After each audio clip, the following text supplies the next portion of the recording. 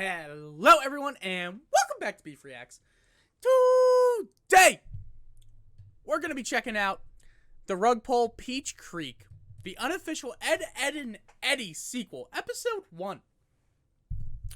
I don't really know where to go to put my microphone. I haven't really thought that far ahead. First recordings of the week are always like this. You'd think I'd have a more rhythmic idea of how to do things. I don't. I don't even have my second light set up. Interesting. Odd. Some would say bonkers. I wouldn't. I would. Anyways, there was something I wanted to say. I had some profound thought that's actually not profound, but you're either going to skip past or just be like, when are you going to watch the video? And that's fine. That's cool. I watched Ed, and Eddy a lot as a kid. I really liked Ed. I thought he was funny. I'm interested to see. I think I saw the trailer of this when it came out a while ago. Same thing with the Mystery Incorporated live action show that I really wanted to see. I saw the trailers for them, and then I never watched them when they came out, which is sad because people put a lot of work and effort into it, and it should be rewarded with views and other stuff. So if you haven't, if you're watching a reaction channel, then you probably have, but I'm hoping, fingers crossed, if you're somebody who just kind of comes in for the algorithm, or if you're nice enough to just kind of watch videos I make, thank you. But, check it out, obviously. Don't check it out here, watch the official thing on the channel, which I don't know the name of the channel. Shit. It is Peach Creek. Okay, that is very simple to remember, but it's called Peach Creek.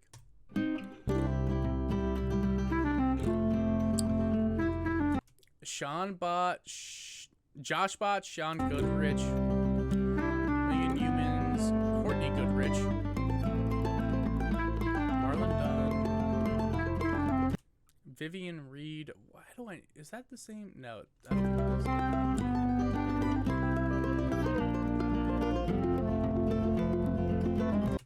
And Brock Baker. Is Brock Baker that? It's not Brandon Rogers. Okay, no. How do people get these big named people part of these massive campaigns? How do you do that? How do you get a Kickstarter started and make something? I am not talented enough with art, and that sucks. I really no, I shouldn't say that. More often than not, the reason why things don't get made is because the people just that want to make them are very lazy, and it's a big problem in the creative industry, because at the end of the day, and this is going to sound fucked up, it's not about luck anymore. It really isn't. You're a part of a global you're a part of a global economy, you're part of a global community, you're part of things where very niche individuals love something to a point where this idea of who you know doesn't really exist, because it's still a game of money matters, because money gets eyeballs, and eyeballs get clicks, and clicks get views, which get you what you want ultimately. But if you actually made a really good low budget project, people are going to see that, want to see make it, and then pay you for it. And that's just what happens. So it's you can blame other people, but at the end of the day, it really is on you at this point in the year 2023, because you have YouTube, you have Twitter, you have massive platforms that they may not promote your shit, they may not want you, they may not like the shit that you're making, but at the end of the day, there's enough avenues and places. Technically speaking, you can go on Cornhub right now, start an account, and not post any corn there, and have people tip you, kind of like what Ryan Hollinger? No, that's the scary YouTube guy. I forget. Ryan Creamer did, and became awesome, and now he just makes video game content on YouTube. He played backyard baseball 6 months ago. Don't ask me why I know that, but I do. That was a cool opening transition. High key. George Abingdon.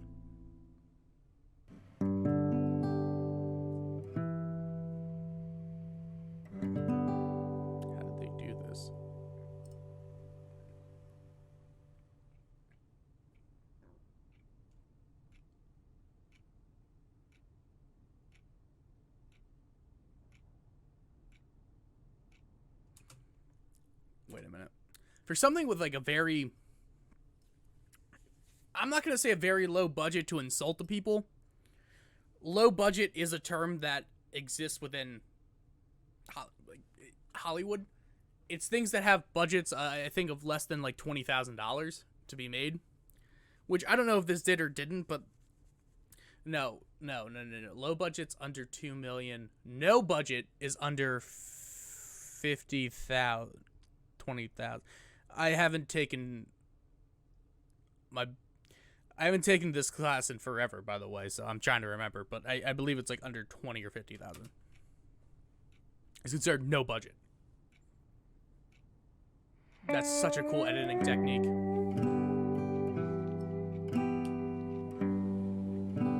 Taking the shit off the wall.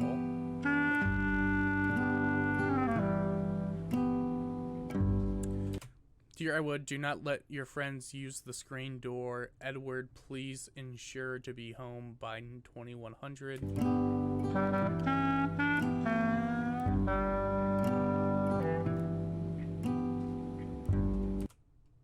No pop, no candy. Dear Edward, we will be away from July 20th to September fucking 1st. Edward, inquire about the law intern program.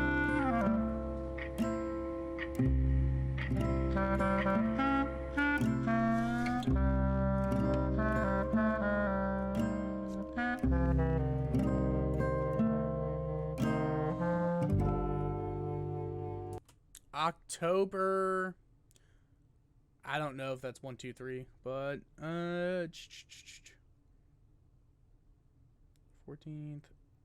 20th, October 20th, and they're not home, or we don't know if they're home. But why wouldn't they take the notes down? Double D's parents are just dead.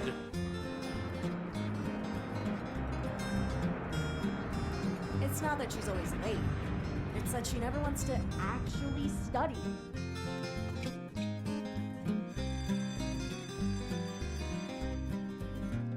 This art style is not, I don't want to say this art style is bonkers. And I know, like, we have to get through the episode, and I apologize for 7 minutes, or we're only two minutes in. I'm sorry. I'm a talker. I've always been a talker. But holy fuck, dude.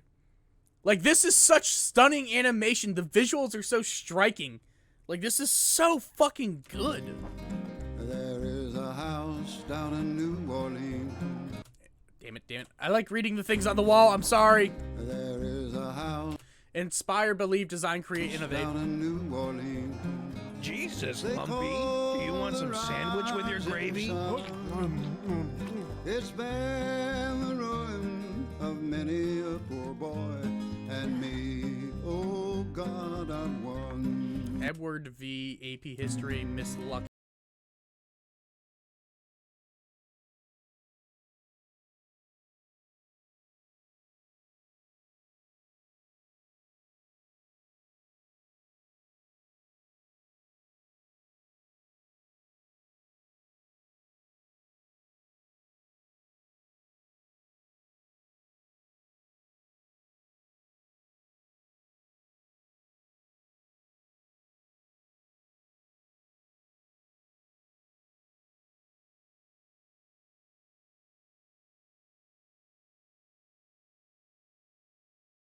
Sorry, this song is fucking hitting too. My God.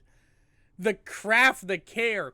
The fact that all the animations are so simple, yet conveying so much emotion.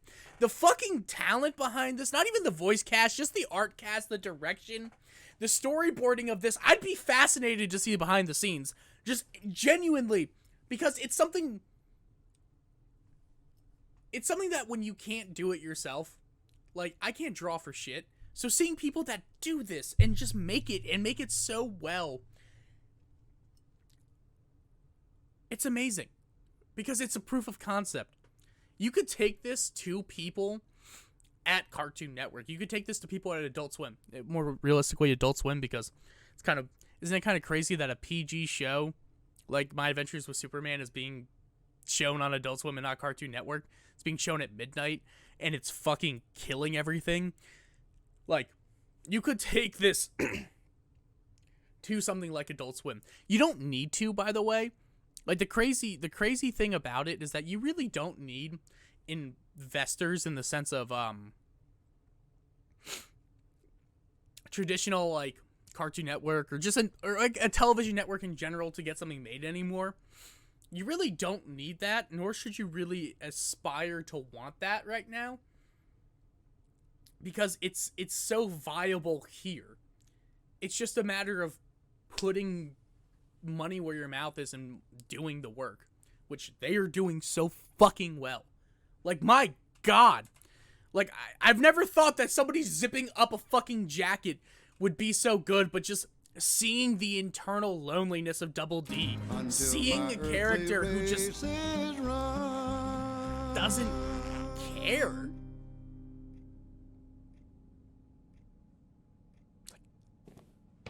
God, I love this fucking.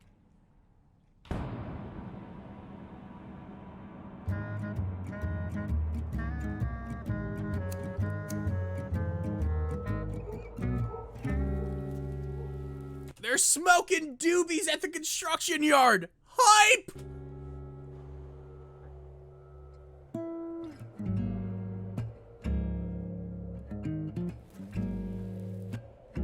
Or is it just 6?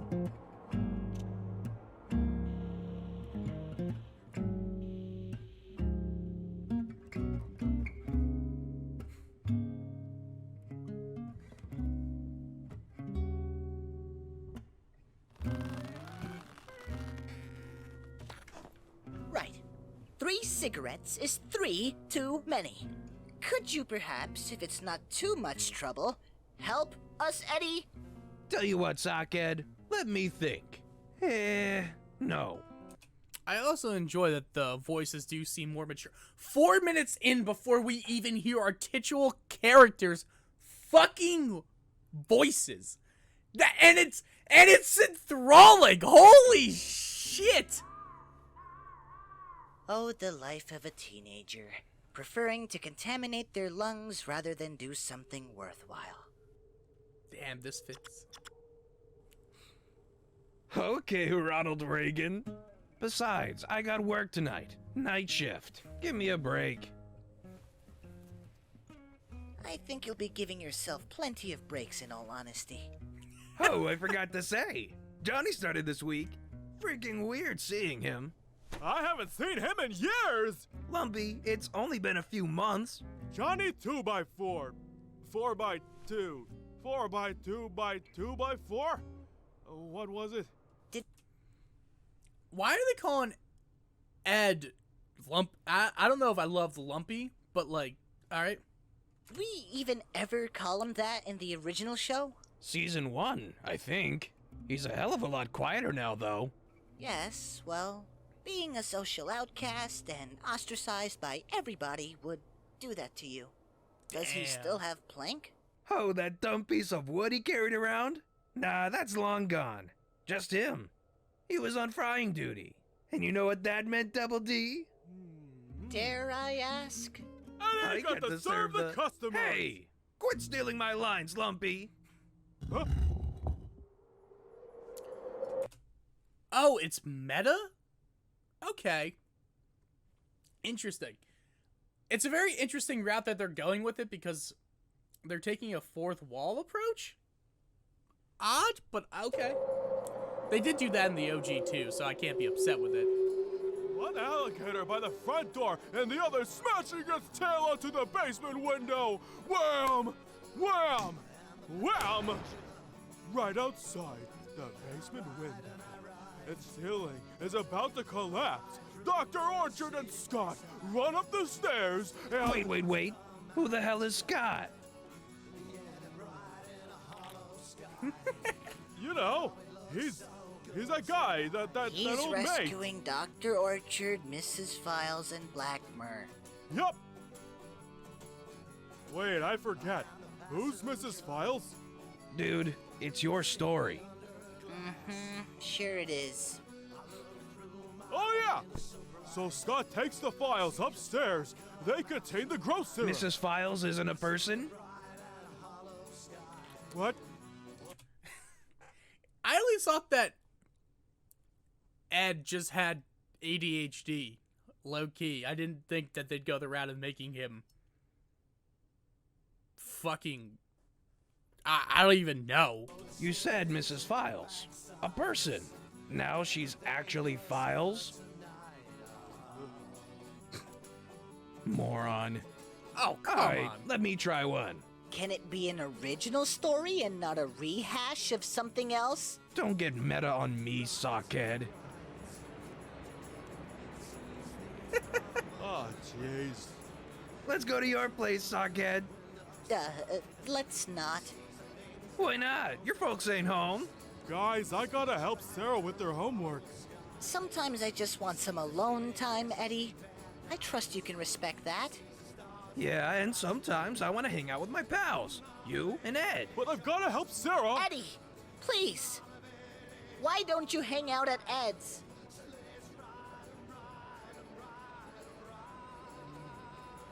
I have to help Sarah with her homework.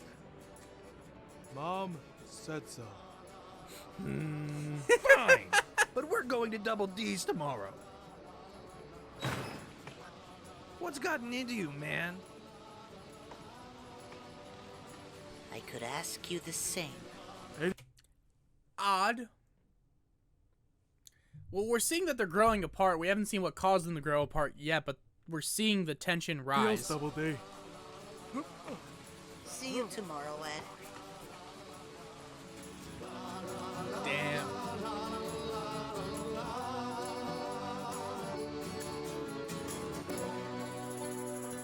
The music design is phenomenal, by the way. It's actually fantastic the way that they are doing set and just soundscapes here. Like fuck.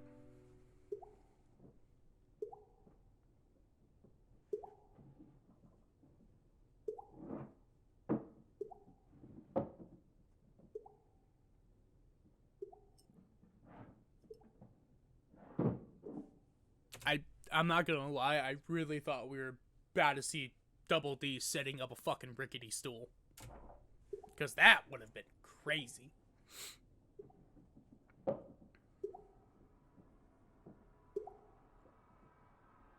It's very dark, very intimate. Not the video itself, like not the episode, but the actual pacing and the way that this entire show has been presented has been with a lot of still shots, with creating a very clean, like a very keen and clean sense of ambiance, letting you know what's going on before it happens, giving you this idea of there's a lot more inside Double D's head. Like this isn't even Peach Creek, and it's not an Edda and Eddy sequel. This is a character study of what somebody who's going through some type of existential crisis is going through, and it's using the guise of a children's TV show. Well, not the children's TV show, but a sequel to a children's TV show that we all probably used to watch and like. And what makes it even more fascinating is the fact that, like, it does a good job of capturing... This was probably made by someone who grew up watching it and felt this existential crisis. Like, I feel it often. Like, yeah, every day I feel like an imposter. Every day I feel like I don't know what the fuck I'm doing, and yet I still do it. And like, it's kind of the vibe I'm getting out of it. And I could just be reading too much into it, but that's kind of the beauty of art, is that meanings don't mean shit. You could write something and be like, nah, X is bad, stealing is wrong, and somebody could be like, oh yeah, the war in Poland was fucked up in World War II. Like, that's the thing about art and media, is that you can read into it, but we're getting all this slow build to these characters, this introduction to each person, while in the same regard, really not. Like, nothing's happening, but everything is being conveyed and said.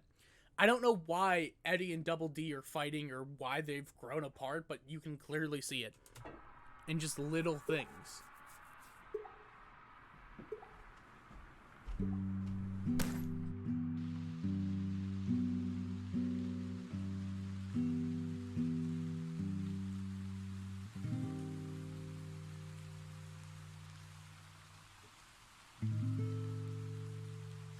Yo, Ed is running away? Why?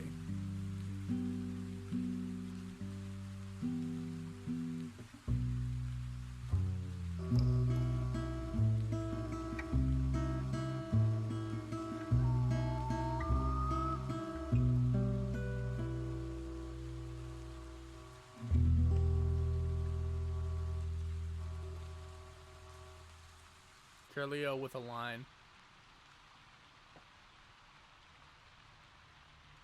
Yo, is Ed moving in with a canker sister?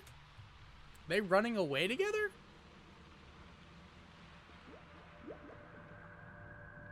You tell us all what happened, and I'll fucking kill you. No, he's fine. Remember who's in charge, sweetie? The fuck? Mike says the spirit is beyond destruction. No, it is something so everlasting.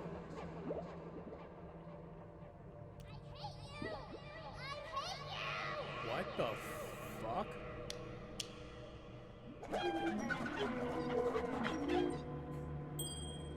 thought you wanted to hang with your hero. Oh my god. It's using the big picture show. Oh my god. That is a cool tie-in that I was not expecting.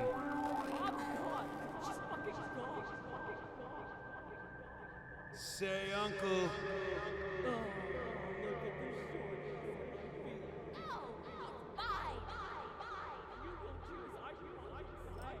The fuck? Remember who's in charge?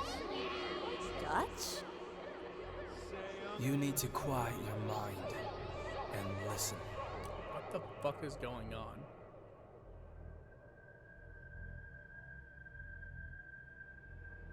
First, you need a trio to ensure success. But one is now leaving. Second, one who grew around a corrupting force transferred it to a Curlio with a line. What? Third, and please listen closely. When drawn, your story continues. For now, you must continue to take heed of the world around you.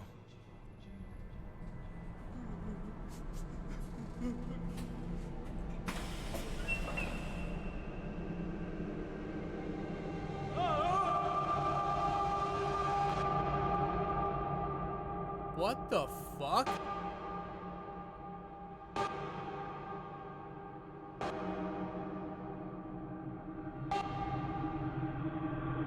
Like one bounding between two planes. Dance with me, pipsqueak.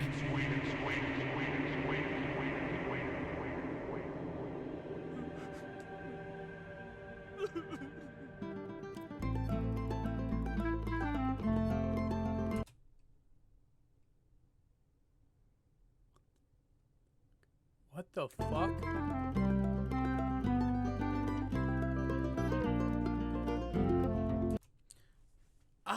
So they really are going in the whole Ed was very violently neglected route. Okay.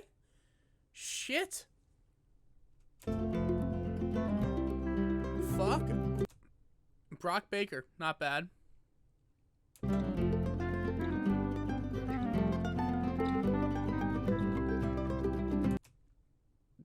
How's the passenger?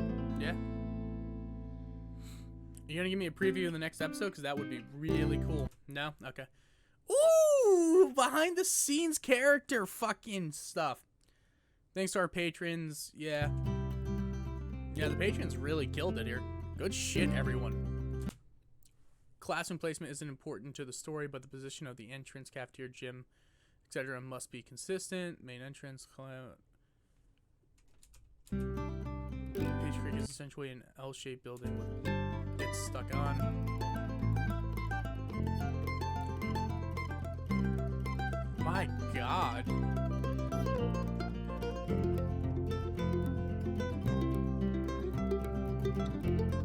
yeah, we're really watching friends just grow apart, which is, fuck, hits way too close to home.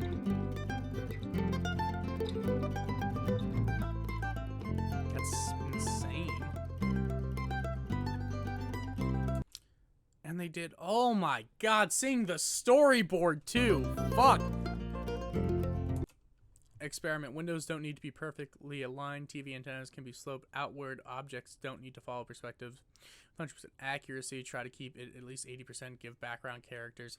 Line art gets thicker the closer an object is to character and thinner further away. If any object is far, then no line art is necessary. Buildings must be... Oh, fuck, dude. They did a great job creating this. And then the coloring... Leaving with Ed leaving. Holy fuck. Well, everyone, this was fantastic.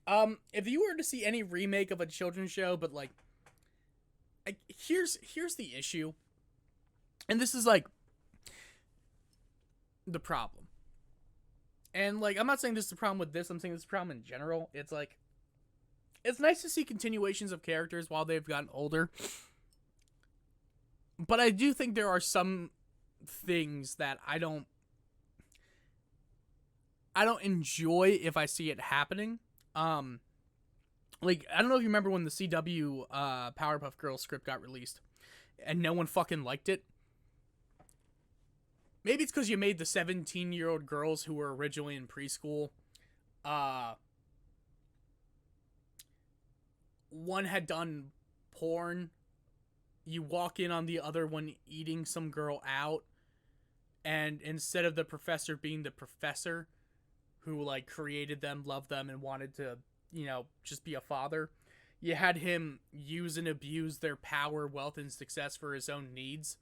Now, call me a fucking prude, but I feel like a lot of times from a creative endeavor, aging up characters to be washouts, to have not have lived up to their potential, is a great fucking story arc, because it's kind of like what is potential and maybe what you were when you were a kid and dreams die and all that shit.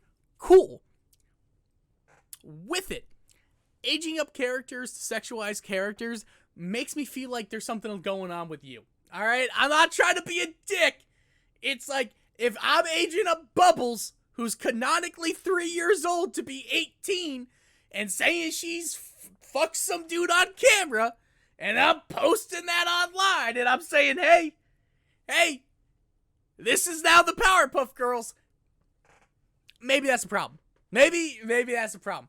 And I'm not just saying that to say that. I'm saying it in terms of, like,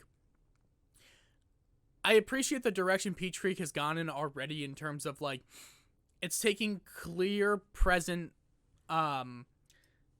inspiration from the original show. It's taking arcs, things that could be seen. Like, you could see Ed being neglected, but I didn't really think about it until it showed me that scene, because it's like, fuck, he didn't have stairs on the wall. Why didn't his parents let him go upstairs, or he had to climb out a fucking window to get in and out of the house? That's fucking insane.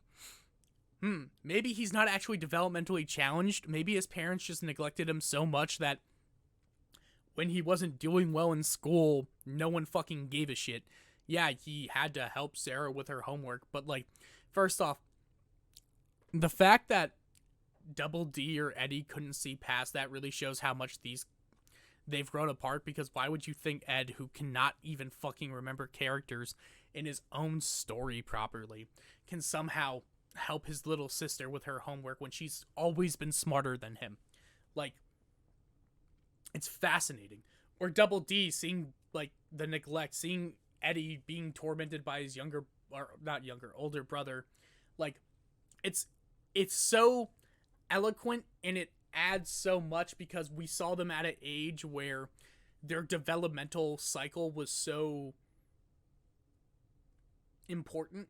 Like, ages like 8 to about 14 are usually where, not like you because you change over time, but like your main core values, fundamentals, and how you view the world get formed, which is why the years like 2nd to like 6th grade are really important in like who your kids are friends with, what's going on with them, how they respond to certain stimuli, because it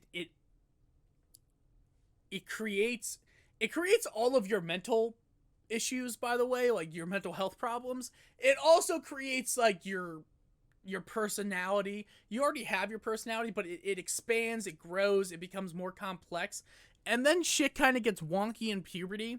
But it all bases itself and builds off of what happened in that like childhood session. And now what we're seeing is the past part. They're past puberty. They're fucking.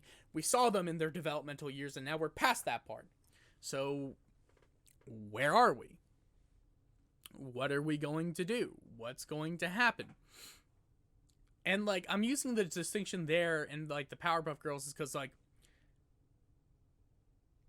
if you ask me what I wanted to see from a Powerpuff Girls television show, I promise you Buttercup eating out some chick as Blossom walks into a room. And then her, look this up, I'm not lying. And then Buttercup, like, Blossom talking to her and Buttercup saying some offhanded remark being like, oh no, she already came like 4 times. You know, this was just for fun. How do I say this? I wouldn't have a problem with that. It's not the sexuality aspect that it frustrates me. It's like, it feels like you just aged up these characters to make them intentionally raunchy, dirty in some type of way, and they were originally preschool children. And like, that's kind of where it becomes gross to me. Where it's like, I feel like if you just age up a character to then sexualize that now aged up character, you just want it's parasocial grooming in a way. And by the way, this is an unpopular opinion, I'm fucking sure.